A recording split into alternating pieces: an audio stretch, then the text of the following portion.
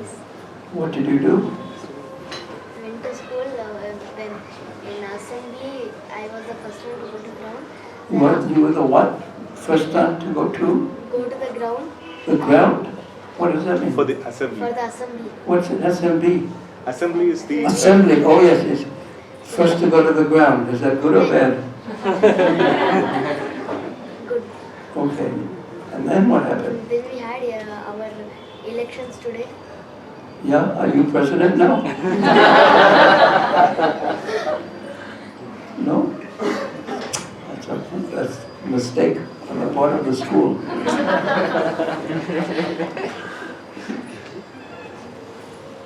I remember when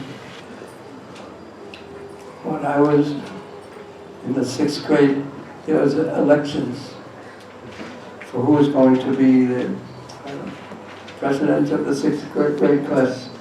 And I remember each of the students were making promises. If I'm elected this, if I'm elected that. And one student said, if I'm elected from the water fountain, when you turn on the water fountain, Limca will come. But he didn't say Limca because that was a joke, I think. What do you think? And how was your day today? Your day?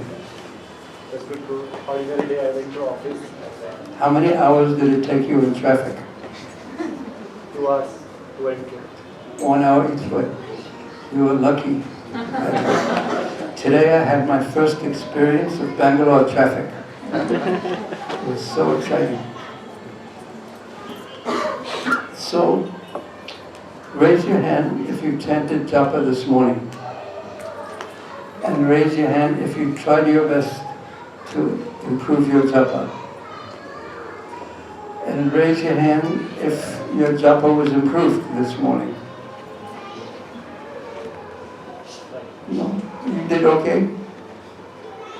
You did okay in your Japa? No, yeah. 2 hours back and forth. How did? Yes, sir. You did better? Did you hear one Hare Krishna mantra? Did you? Yes, sir. Maybe. Okay. But that should be our goal. In a simple way, if we make that our goal, then we'll know this at least. Because if we say, I want to chant good Japa, you don't even know if you chanted good Japa or not so good Japa, because you don't even know what good Japa means. When Sri Chaitanya Mahaprabhu chanted, he describes it, it's actually described in the Bhagavatam, in the 11th canto of the Bhagavatam. But he told his Guru Maharaj, what was it? Sri Chaitanya Mahaprabhu's Guru Maharaj's name? And he said, I don't know what kind of mantra you've given me. By chanting this mantra, it seems I'm mad. I don't try to dance, but I start dancing and I start crying and I fall to the ground. I jump up, start laughing, start crying. What kind of mantra have you given me? And Sripad Ishwar Puri said, very good, very good. Cited a verse from Srimad Bhagavatam.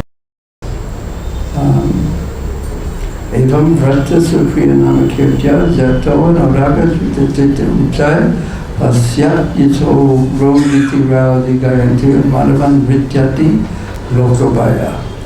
And he said that this verse, Sripad Ishwar Puri said that this verse was the very essence of Srimad Bhagavatam, the Sar, and it explains basically the ecstasy that comes from love for Krishna.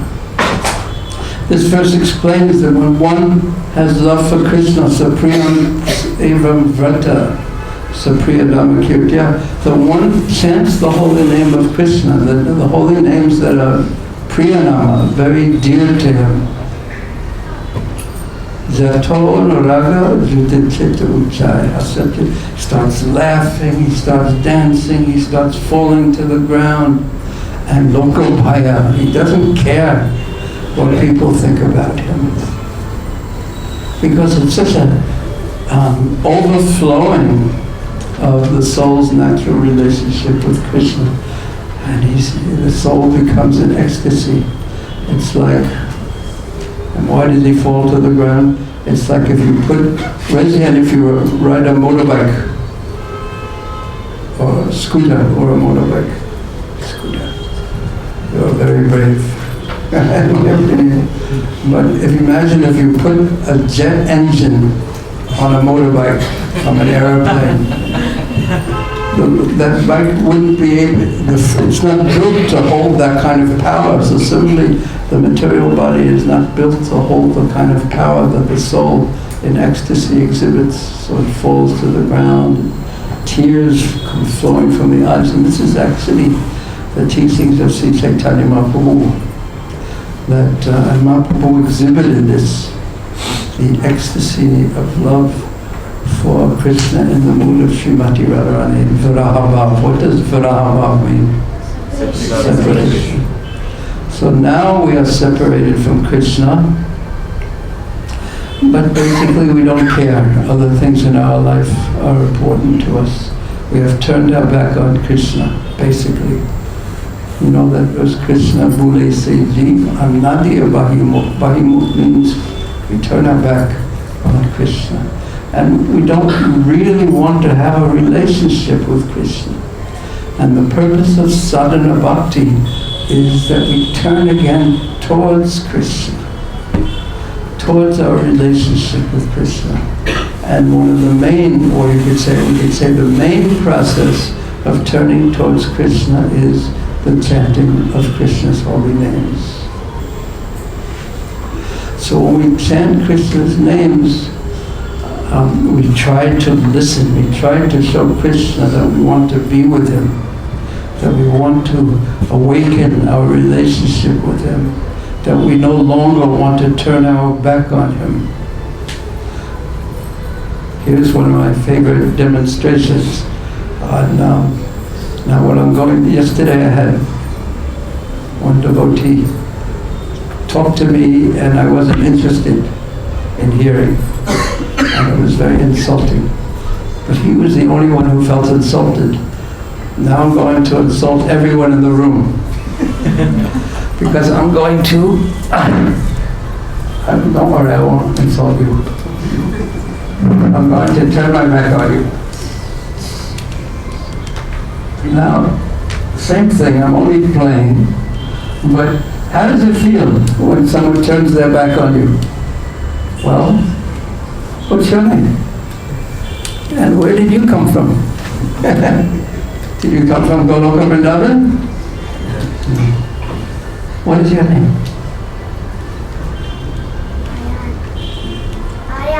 Ayan. What does Ayan mean? Ayans or something? What does Ayan mean? Do you know what your name means in English? No. Okay. Does anyone know what Ayan means? Is there an English translation? To mix. To mix. Iron. Iron, like iron. Iron, like I-O-N? No. Hindi iron. Okay. So, how did it feel when I turned my back on you? Raise your hand if you thought, oh, feels really wonderful. I've such a nice relationship with the person who is speaking Bhurijan does. Did anyone feel like that? Even though you knew I was just playing in one sense, just a demonstration, but did it feel a little insulting to you, or did it feel peculiar or incorrect? Yes, Mataji's are answering my question. Very good. Thank you. Did it feel incorrect to you? Yeah. You too?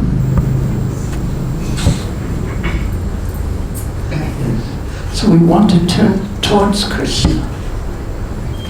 And we want to hear. Yesterday I was late, and today you are late. Come on. You have to sit here.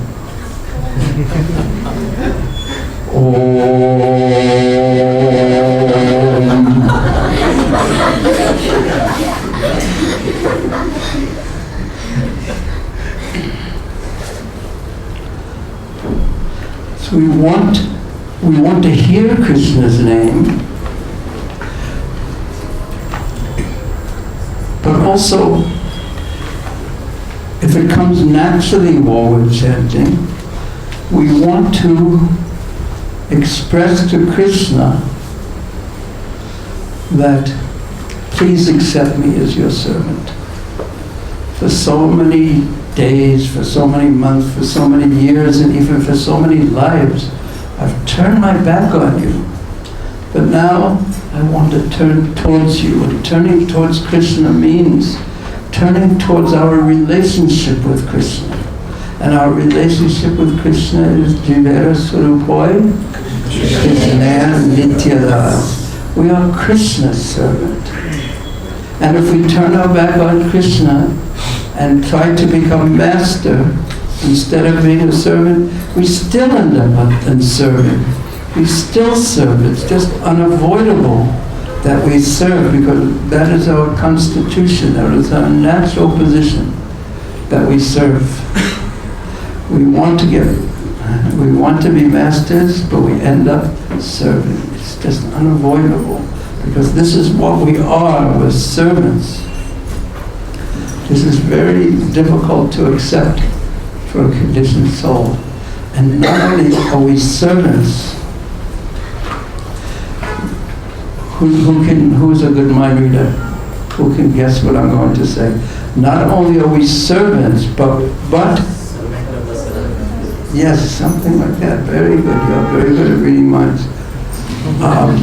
And also books, also probably Krishna Kanda's books. But specifically, what I was going to say also is, not only are we servants, but we're insignificant servants.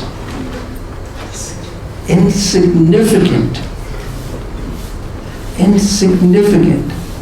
Because Krishna has billions and billions and billions of servants.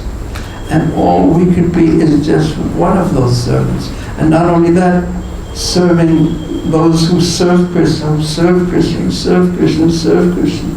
And yet,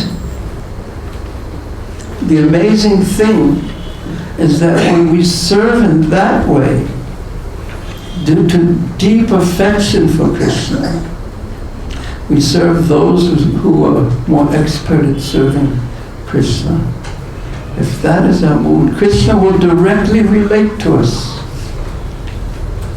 I once, many years ago, I went to in Vrindavan, I was invited to someone's, like in their home, they had like a Rasa Leela performance. You know, they had a drama about Krishna and Krishna's pastimes. So in this drama, Radha and Krishna were sitting on a throne. Radha and Krishna were sitting on the throne.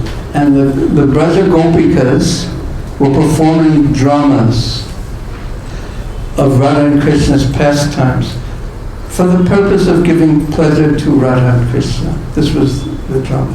And then Radha and Krishna, sitting on the throne in the drama, they were so pleased with those gopis who were performing the drama. And Srimati Radharani said, whatever you want, I'm so pleased with you. Whatever you want, I will give you. And then the gopis said, we want Sham. Now that is not our philosophy. To take Sham, Shamasundar, Krishna. Yes, Brooklyn accent. What can I do? It's true.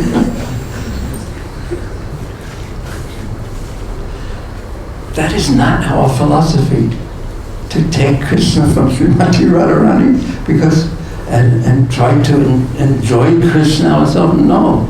Srila Bhaktivinoda Thakur and even in the teachings between Sri Ramananda Roy and when he's conversing with Sri Chaitanya Mahaprabhu, it's so clear that the mood of the gopis, or the mood of everyone, is to bring Krishna pleasure. And who can give Krishna more pleasure? Or Hari, etc. Of course. So the point is Krishna's pleasure. It's Krishna's pleasure. And that's the mood of Braj. This is actually described in the third canto of the Bhagavatam also, when the four Kumaras go to Vaikuntha. And it describes there are so many fragrant plants there, and everything is so wonderful there. But there is one plant that's favored, most favored, and that plant is Tulsi Devi. And amazingly enough, none of the other plants are envious of Tulsi, because they're so happy that this one plant gives Krishna the most pleasure. How wonderful. So let us cultivate that plant. So let us cultivate that mood and that desire. And let's see if we can chant in such a way that we can give Krishna pleasure. The simplest way, in one sense, is just try to hear. Just try to hear the words of the Hare Krishna mantra. To pay attention. And the second way, perhaps above that, is when we pray, "O Lord, O energy of the Lord of Krishna, Srimati Radharani, please allow me to serve you. I want to serve you. Now I have made up my mind. I don't want to imagine myself as the center of this world and I am the most important. No, I want to serve you." And again, that's the mood of Braja. It is described in Padyavali of Srila Rupa Goswami that Nanda Maharaj, Yashoda Maya, that they're willing to die 1,000 times, again and again, just to save Krishna from the inconvenience of having some perspiration on his forehead. Who can even imagine the kind of love? They'll do anything for Krishna's pleasure. Anything, everything. It's all about Krishna in Goloka Vrindavan. But it's not forced. It's because they all love Krishna so much. And that is our natural constitution or natural position, that we are lovers of Krishna. We are lovers of Krishna. And naturally, all the residents of Vrindavan will do anything for Krishna. Not because if you don't serve Krishna, you're not going to be happy. And therefore, yes, I surrender, I'll serve Krishna. Not like that at all. They're in love with Krishna. Because he's so wonderful, so beautiful. Madhugandhi Mityasmiti Etaraho Madhuram Madhuram Madhuram Madhuram. Everything about Krishna is sweet. And the way he deals is just so charming. Even in Vrindavan, they can tell if Krishna has been to a part of the Vrindavan forest, his fragrance, the fragrance that Krishna comes from Krishna's body remains there. And everyone, they walk in the forest and think, oh, Krishna's been here. So Vrindavan is a most special place. So there's so many levels we can chant on. And we heard that Mahaprabhu was chanting on such a level of separation, crying, laughing, falling to the ground, tears rushing from his eyes. But we cannot decide, from now on I'm going to chant like that. And we can't do that by the power of our intelligence, by the power of our will. But at least by our intelligence, by our will, we can try our best to pay attention, to hear one Hare Krishna Maha. So we can try our best to do that. We may not even be able to do that perfectly. But we can try our best.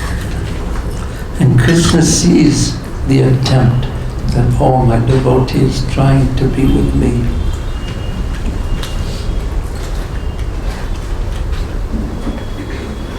Devotee is trying to be with me.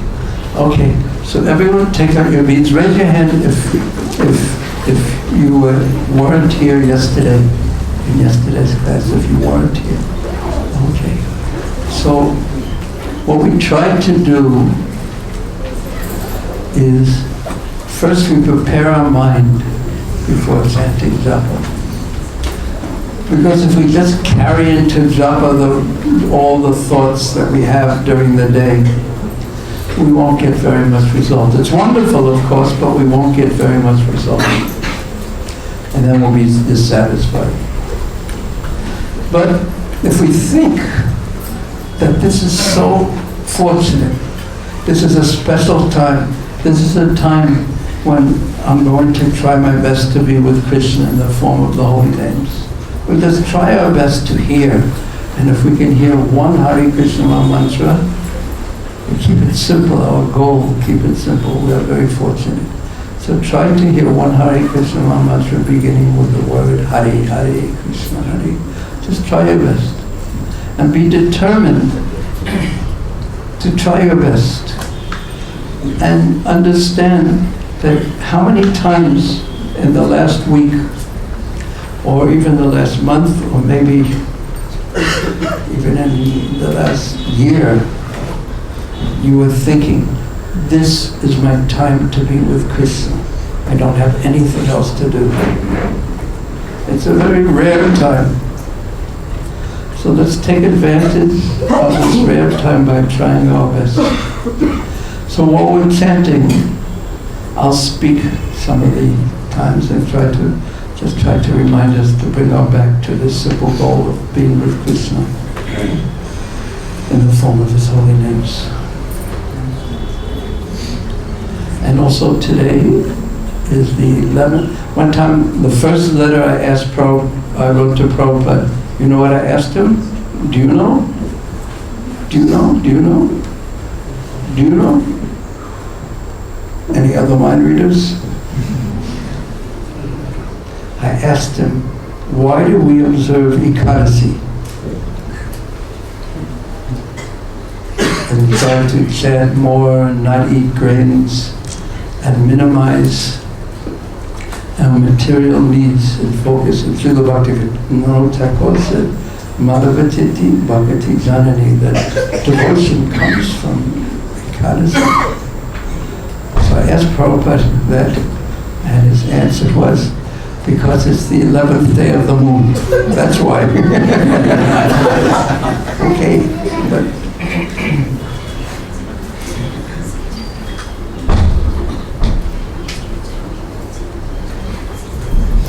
Okay. So if you think you're ready to begin chanting, first prepare your mind, take a few moments to make a sankalpa that really I have nothing else to do now. This is my time with Krishna, and I'll try my best to focus on hearing one Hare Krishna mantra. It's a rare time, it's a special time, it's an important time. Be determined about that, and then if you feel you might need some help, you can pray to Guru, to Vaishnavas, to Srila Prabhupada, to Nitai, to Gaur, to the dust of Vrindavan, the dust of Sri Damayapur, and then when you're ready, just begin.